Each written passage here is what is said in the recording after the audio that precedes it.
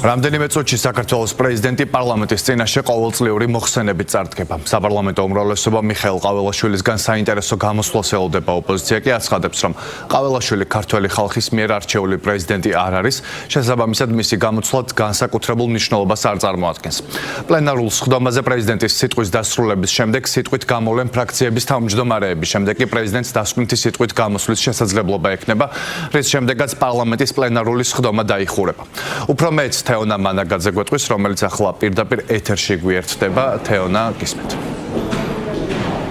პრეზიდენტი უკვე პარლამენტშია. მიხეილ ყაველაშვილი წლიური ანგარიშის წარდგენას რამდენიმე წუთში დაიწყებს. პრეზიდენტი ისაუბრებს საკუთარ გამოსვლაში როგორც ქვეყანაში მიმდინარე პროცესებზე, ასევე საგარეო პოლიტიკაზე. საგარეო პოლიტიკის კონტექსტში აქცენტი კეთდება იმაზე, რომ დიდი ალბათობით პრეზიდენტი ისაუბრებს იმ კომუნიკაციის თაობაზე, რომელიც მას ბოლო პერიოდში ჰქონდა ამერიკის სახელმწიფო დეპარტამენტის მაღალ ჩინოსნებთან, მაღალი თანამდებობის პირებთან.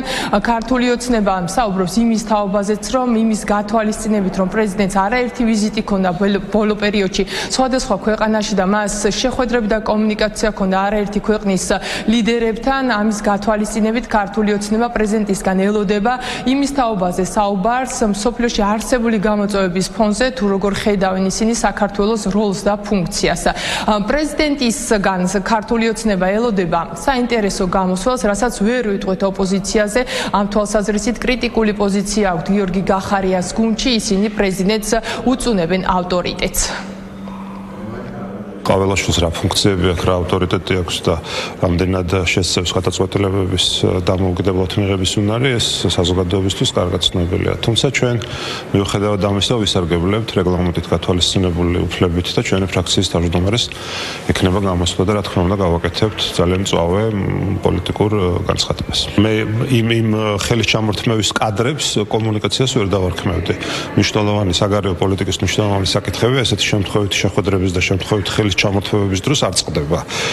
საგარეო პოლიტიკური საკითხები წყდება მაგალითად ისეთი დიდი მნიშვნელობის შეხვედრებზე, როგორიც იყო სულ ახლახან სომხეთსა და აზერბაიჯანში, როდესაც ამერიკის შეერთებული შტატების ვიცე-პრეზიდენტი სტუმრობდა ჩვენს მეზობელ ქვეყნებს. სამწუხაროდ, ალბათ ერთადერთი შემთხვევა იყო, როდესაც ეს ვიზიტი შედგა საქართველოს გვერდისავლით. დარწმუნებული ვარ, რომ მიხეილ ყაველაშვილის გამოსვლა იქნება საინტერესო, მით უფრო იმ ფონზე, როდესაც მას ბოლო თვეების განმავლობაში ჰქონდა საკმაოდ წარმატებული და საინტერესო ვიზიტები, ასევე შეერთებული შტატების ხელმძღვანელობასთან შეხვედრები და გამომდინარე აქედან საზოგადოებისთვის ვფიქრობ იქნება ძალიან საინტერესო ამ გამოწვევებით სავსე მსოფლიოში საქართველოს როლს როგორ ხედავენ უცხოეთში, ამ შემთხვევაში შეერთებულ შტატებში, ასე რომ ველოდებით რომ იქნება გამოსვლა საინტერესო, მათ შორის არა მხოლოდ საგარეო, არამედ საშინაო პოლიტიკის მიმართაც.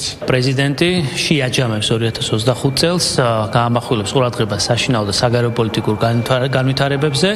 რა თქმა უნდა, გაამახვილებს ისეთ თემებზე ყურადღებას, რაც საზოგადოებისთვის იყო მნიშვნელოვანი და არის დღემდე მნიშვნელოვანი, ეს არის ოკუპირებული ტერიტორიები, განათლების რეფორმა. რაც შეეხება ოპოზიციის ღიმილს, იცინის ის, ვინც ბოლოს იცინის ხოლმე, ჩვენ ბევრი გვსმენი ასეთ ცინიკური განცხადებები, თუმცა ხედავს, ყველა საზოგადოება ხედავს, რომ ქვეყანა ვითარდება, სახელმწიფო ინსტიტუტები თავის საქმეს აკეთებენ. საქართველოს პრეზიდენტი პირნათლად ემსახურება საქართველოს კონსტიტუციას და სუვერენიტეტს და შესაბამისად მისი დღევანდელი გამოსვლა საქართველოს პარლამენტში იქნება ძალიან საინტერესო ჩვენი საზოგადოებისთვის. პირველ რიგში სწორედ ამ კონტექსტის და მიმართულებებით, რაც შეეხება რადიკალურ ოპოზიციას, ამ შემთხვევაში გახარიებს თუ რაიმე არ არის საინტერესო ზოგადად ჩვენი საზოგადოებისთვის, რა თქმა უნდა, ეს კონკრეტული პოლიტიკური ჯგუფი.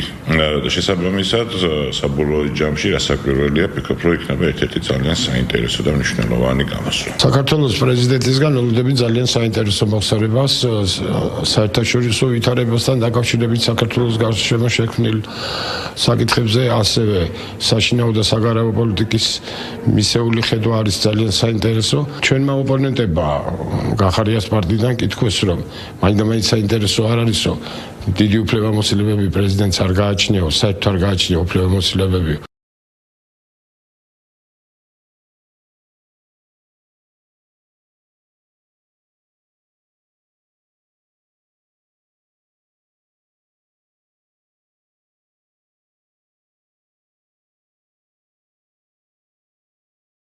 უდგენს უკვე პრეზიდენტის რანგში რიგით მეორე წლიურ ანგარიშს.